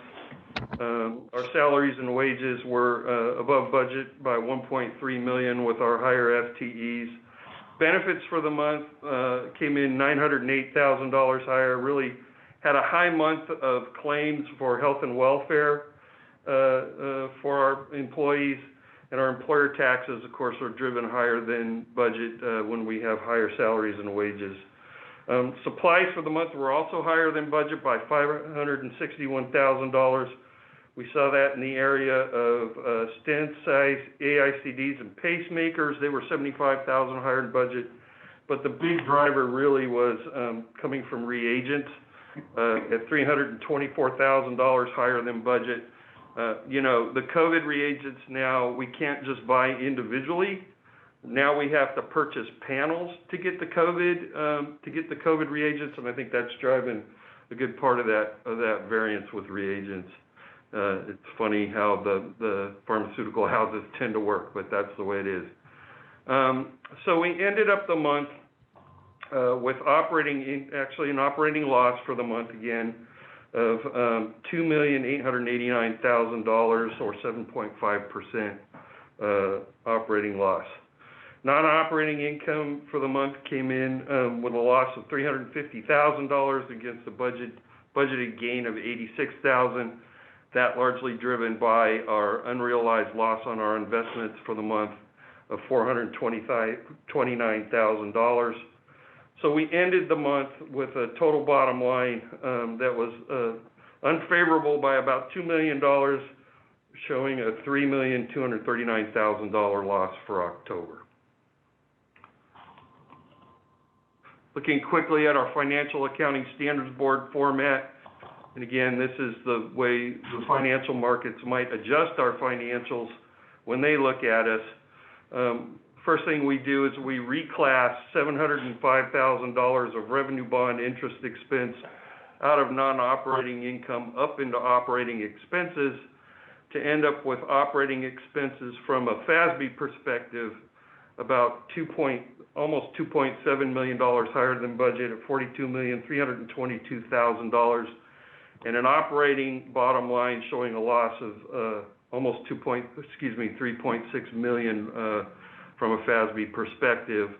Non-operating income, we then eliminate our GO bond interest and the related tax revenue, and we remove that unrealized loss on our investments to come up with non-operating income of $481,000 for October, and a total bottom line showing a loss of $3,113,000. I seem to have lost something here. There you go. There we go, EBITDA. So quick look at EBITDA. This is the way we like to look at things to get an idea of how much income the district is spinning off for debt service and for capital expenditures. We look at our operating bottom line before depreciation to get earnings before interest, taxes, depreciation, and amortization of $1,130,000. Likewise, we look at our non-operating income before the interest expense component. In non-operating activities for the month, provided a little under $1.5 million for the month. So in total, the district generated about $2.6 million in income for debt service and program development and capital expenditures. So are there any questions on the results of October? No, thank you, Chris. It looks like another challenging month and a very challenging year. We appreciate that. Yeah. Well, let's move on to our operations. Yep, thank you, Dr. Nicholson. I will also now present the November preliminary report, and it is, again, another challenging month for us. Gross revenue of $162.9 million for November was below budget by $3.1 million or 1.9%, and below November of 2019 by $2.1 million or 1.3%. As you can see, inpatient gross revenue of $104.6 million was below budget by $1.1 million or 1.1%, and outpatient gross revenue of $58.3 million was below budget by $2 million or 3.3%. In terms of the key census statistics, average length of stay of 4.99 was above the budget of 4.95 by 0.04 or 0.8%, resulting from the higher acuity of admitted patients. It has come down from some of our previous months. I know we've been working on really looking at ways to ensure that we can appropriately discharge patients, and it's been at times challenging for finding places for patients to be discharged to in terms of skilled nursing facilities. The average length of stay was also longer than the November 2019 average length of stay of 4.68 by 0.31 or 6.6%. In terms of outpatient observation days, they were 38 or 22.6% above budget at 206 days, and our average daily census of 142.3 was above the budget of 139 by 3.3 or 2.3%. Looking at our admissions, you can see that our admissions were below budget by 59 or 7%. Admissions for the month were 85 or 9.8% below November of 2019, again due in part to the shift in joint surgeries that I've spoken about in previous presentations from the inpatient to the outpatient. And there were 25 fewer inpatient joint cases compared to the prior year. Looking at our patient day trend, our patient days of 4,270 were above budget by 99 at 2.4%, even though inpatient admissions were 7% lower than budget. As noted in our previous slide, the lower length of stay resulted in patient days exceeding the budget. Moving on to surgical trend. The total surgical trend in November of 356 were below budget by 5 or 1.4%.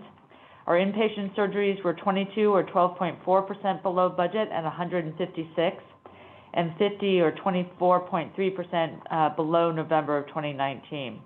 Our outpatient surgeries were 17 or 9.3% above budget at 200, and 40 or 25% above November of 2019. Again, a lot of that is the shift in joints.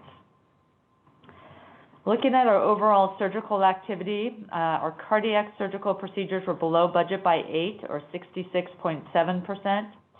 Our joint replacement surgeries were below budget by 3 or 1.9%.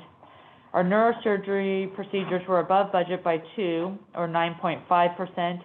And our general surgical procedures were above budget by 4 or 2.3%. Looking at our cath lab trend, cath lab procedures for November of 376 were 20 or 5.6% above budget, but 29 or 7.2% below November of 2019. Our inpatient cath lab procedures were above budget by 5 or 2.4% at 215, but 17 or 7.3% below November of 2019. Outpatient cath lab procedures were above budget by 15, 10.3%, and 161, but below the prior year by 12 or 6.9%. As you can see, we continue to haven't seen our cath lab volume completely come back, or hasn't come back as compared to last year. Looking at our other cath lab activity, our neurointerventional radiology procedures were below budget by 11 at 68.8%. Non-vascular interventional radiology procedures were below budget by 3 or 4.1%, and 24 or 25.5% below November 2019. Cardiac procedures were above budget by 13, 11.2%, but 1 or 0.8% below November of 2019.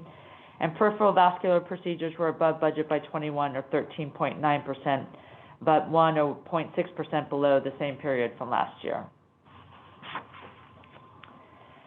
Moving on to deliveries, we did have a good month in deliveries, as you can see. Deliveries for November were 132, which was above budget by 6 or 4.8%, and they were 15 or 12.8% above November of 2019. Non-ER outpatient trend, non-emergency outpatient visits of 6,530 were below budget by 513 or 7.3%. These visits were below budget, November of 2019 by 1,284 or 16.4%.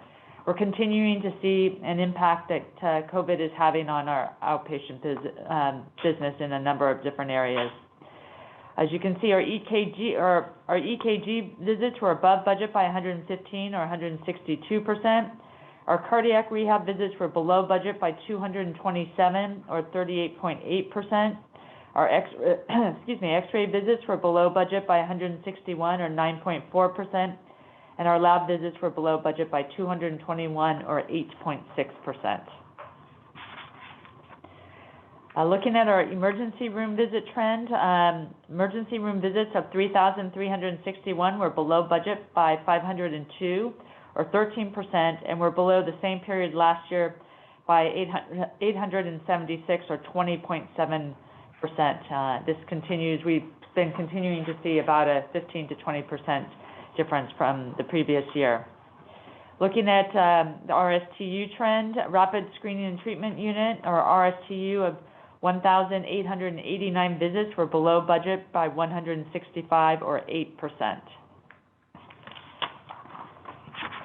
Moving on to our gross revenue recap, our emergency room visits were below budget by 502 or 13%, driving our emergency room revenue down by 1.8 million or 17%.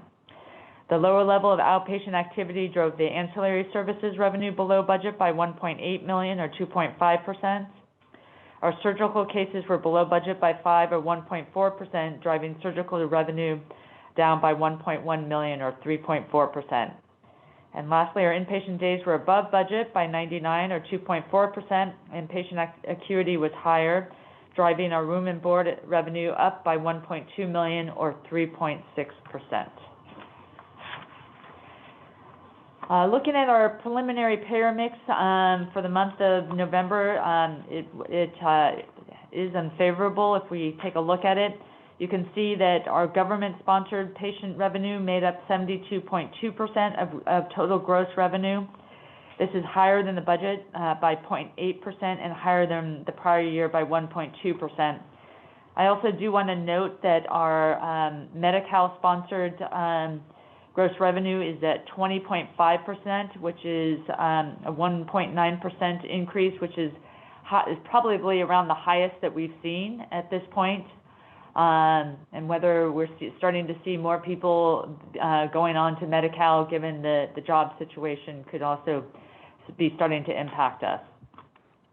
HMO was 2% of gross revenue, which is below budget of 2.6% and lower than prior year of 2.2%.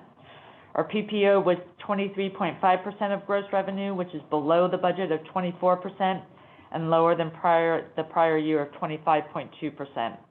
Lastly, private pay was 2.3% of gross revenue, which is above the budget of 2% and higher than the prior year of 1.6%.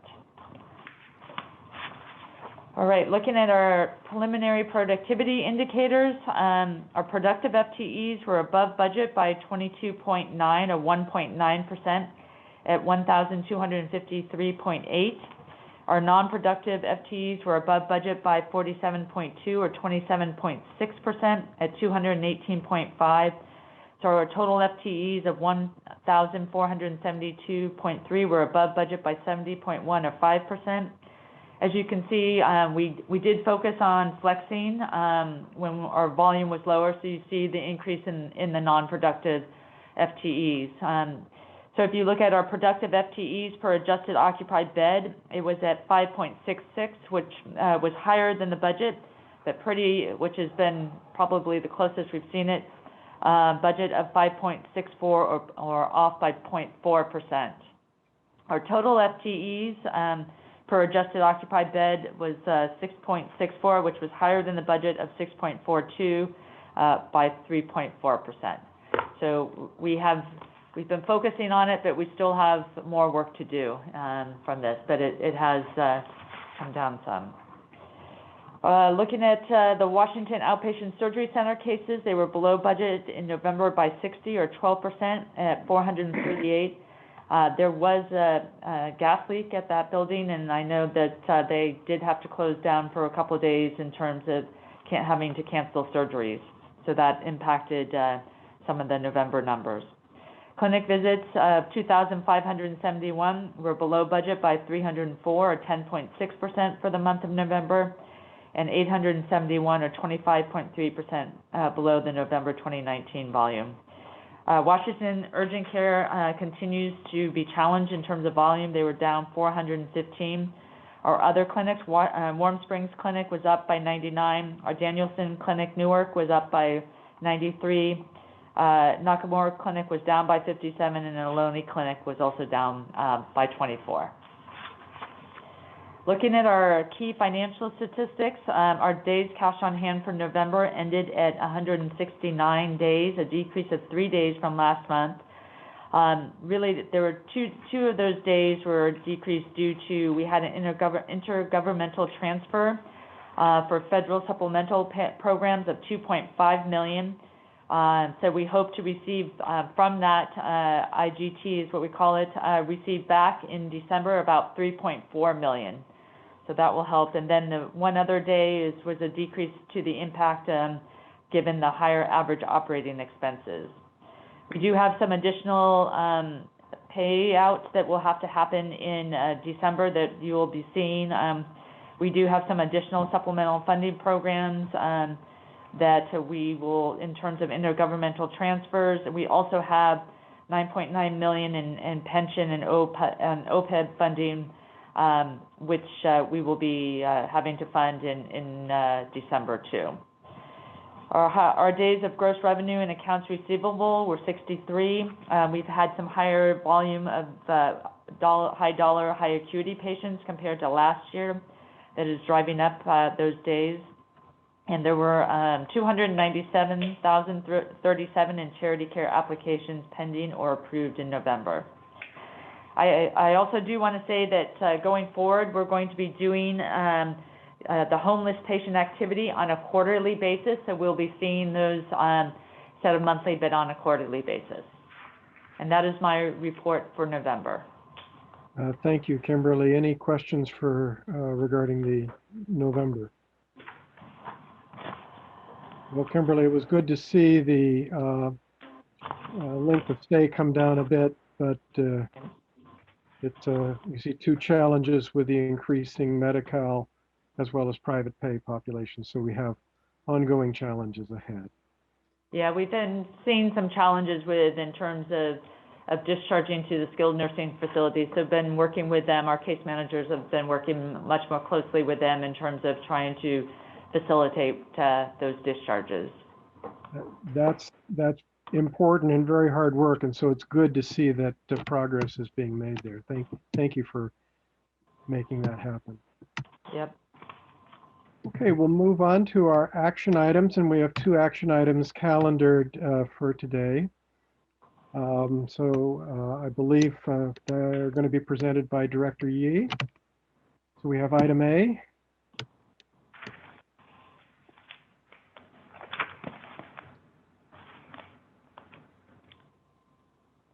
Jeannie, I think you're on mute.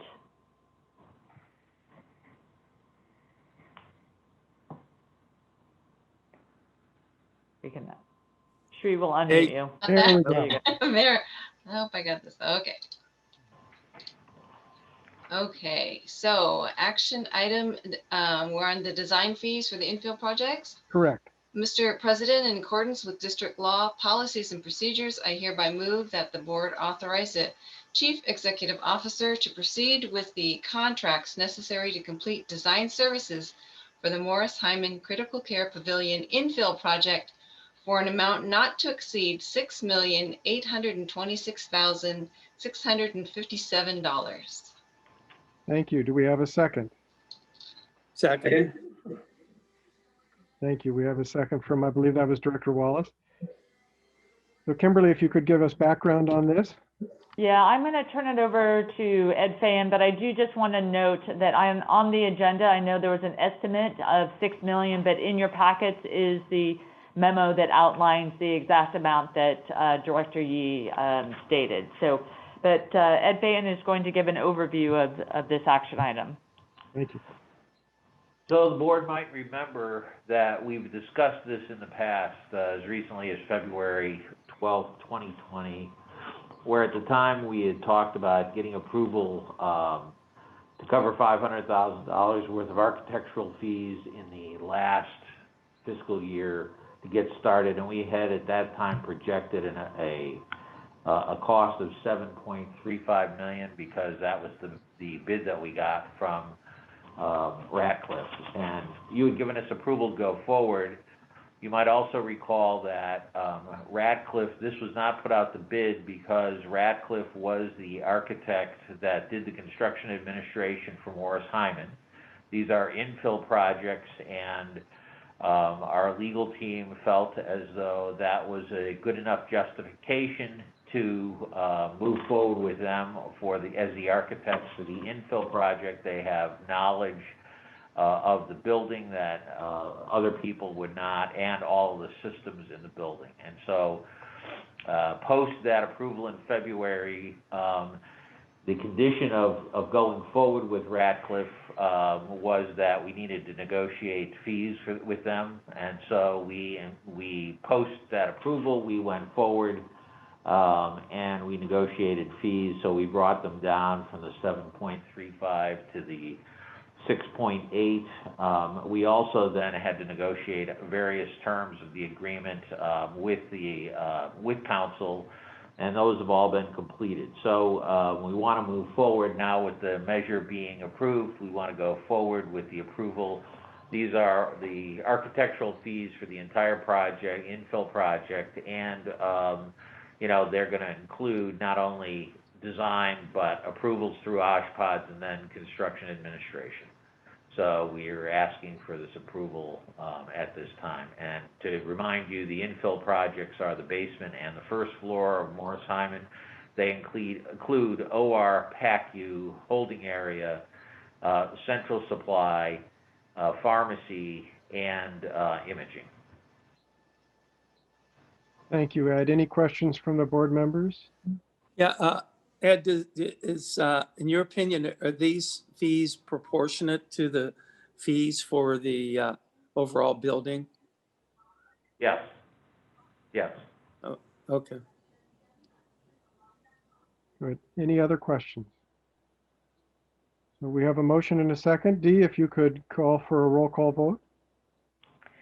Director Nicholson, Aye. Director Yee, Aye. Director Stewart, Aye. Director Epen, Aye. Director Wallace. Aye. Great. Thank you very much. Motion passes. We now have item B, consideration of non-budgeted capital request, respiratory waiting tent. Jeannie? Yes, Mr. President, in accordance with district law, policies and procedures, I hereby move that the board authorize the chief executive officer to proceed with the purchase of a respiratory waiting tent in an amount not to exceed $71,000. Thank you. Second. Thank you. We have a second. Yes. Kimberly? Yes, as you know, we have been in the process of developing surge plans, and we are in the beginning or midst of a surge in COVID patients, and looking at ways that we can continue to take care of our patients in our community, and feel that being able to put out, when necessary, a tent that we can use as a waiting area that for respiratory illnesses, that this will help us to be able to have the emergency room continue to serve patients. And so we're looking at different ways to be able to serve our community when needed. So this is actually, it's an unbudgeted item, but Supervisor Hagerty has expressed an interest to donate through his funds, through the county money to our COVID relief fund. So I think around $66,000 of this cost will be provided for by Supervisor Hagerty and the funds that he is moving forward with asking for approval from the county for. So we're very grateful for his support. There may also be, as we all know, this is a continuing, evolving situation, and there may be some additional expenses that may have to come forward related to the surging and the tent at the next board meeting. But I felt like we needed to keep this moving, and so we are bringing it forward now. Thank you. That's really good news from Supervisor Hagerty. Yep. Any questions from the board members? Nope. Okay, good. Dee, if you could call the roll. Director Nicholson, Aye. Director Yee, Aye. Director Stewart, Aye. Director Epen, Aye. Director Wallace. Aye. Thank you. Motion passes. Kimberly, you have announcements? Yes, I have a couple of announcements. I'm going to start with our December Employee of the Month, and that's Randy Lau. He's the clinical pharmacist. Quote, "They always strive to learn more. They always strive to better serve our patients," end of quote. This is why Randy Lau, our December Employee of the Month, says he enjoys his work with the staff from both the pharmacy and the infusion center at Washington Hospital. Randy was raised in Tracy and earned his bachelor's degree in physics from Cal Poly State University. He then moved to New York, where he graduated cum laude from Touro College of Pharmacy, earning his PharmD before completing his residency at Bronx Lebanon Hospital. After 5 years in New York, it was time for Randy and his fiancée Erica to come to the Bay Area. Years earlier, working as a pharmacy technician, Randy was asked to take a call from an oncology patient who had many questions about her medication. At that time, he did not have the education or training to be able to assist her. That experience fueled a desire in Randy to learn and thoroughly understand oncology pharmacy, which became his specialty. In 2017, the UCSF Washington Cancer Center was fairly new, and Randy felt when he arrived at the right place at the right time.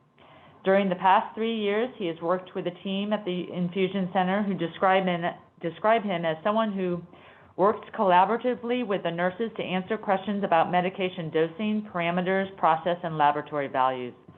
No matter how busy his day is or how high our census is, Randy is upbeat and greets everyone with a smile. One coworker noted, "Randy never forgets to ask how your day is going, and he really listens to your response." Randy eloquently describes the patient-first ethic as putting the needs of patients first, but also empowering patients to put themselves first, to work collaboratively with their clinicians for the best possible care. We're happy to have this dedicated clinical pharmacist as part of the Washington Hospital family.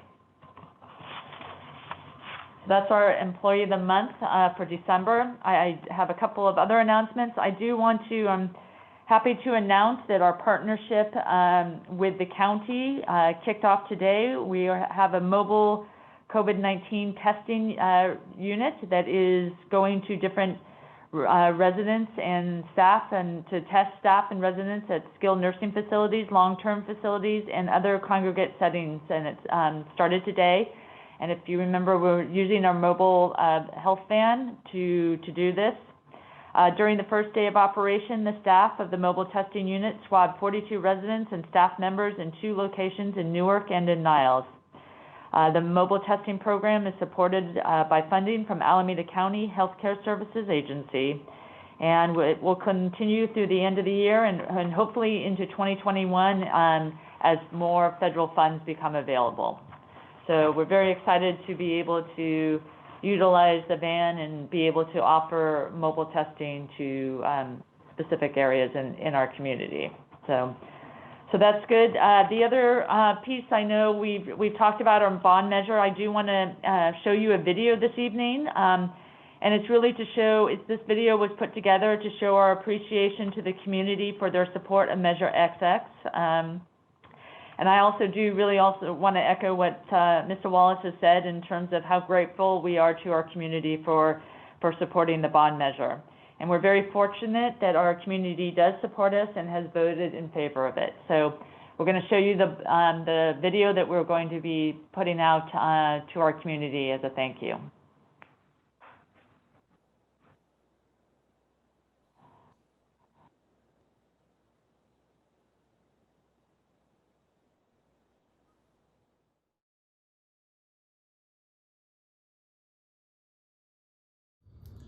Hi, I'm Mike Wallace. I'm the president of the Washington Hospital Board of Directors. On behalf of the Washington Township Healthcare District Board of Directors, I thank the residents for supporting Measure XX. This positive vote sends a message that the owners of Washington Hospital which are our district residents, care deeply about this hospital and are willing to make the investment necessary to ensure healthcare services are available locally now and into the future. We are deeply grateful for the community's support of Measure XX. Thank you. Thank you for supporting your community hospital on Measure XX. Thank you for supporting Measure XX. Thank you for your support. Thank you. Thank you. Thank you for supporting Measure XX. Thank you for supporting Measure XX. Thank you for supporting Measure XX. Thank you for supporting Measure XX. From the Rehab Services Department at Washington Hospital, thank you so much for your support. Thank you for supporting Washington Hospital. Thank you for supporting Measure XX. Thank you for your support. Thank you. Thank you. Thank you. Thank you. The voters of the Washington Township Healthcare District have approved Measure XX. I am personally grateful, as are staff and physicians at Washington Hospital, for the community's support. The passing of Measure XX, especially during this COVID-19 crisis, is a testament to the unwavering support of this hospital by its community. The district residents who own this hospital value the high-quality programs and services we provide. Thank you for investing in Washington Hospital. We are now able to move forward with the next phase of our facility master plan. This will enable us to continue to deliver high-quality healthcare in a seismically safe campus for many generations to come. Thank you.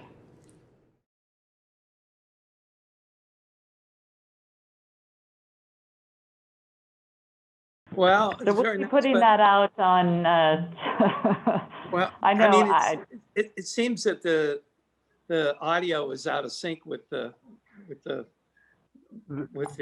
yeah, I think movement it had to do with how it was, we'll fix that. I think it had to do with how it was being, with the different, going through Zoom and everything. So we'll make sure. Yeah, I think that's what happened. I know. What a great, All right, what a great video. What a real joyful video. It's nice to see that kind of joy in the house. Yes. All right, those are my announcements for this evening. And Kimberly, do we have need of a closed session? Yes, we do.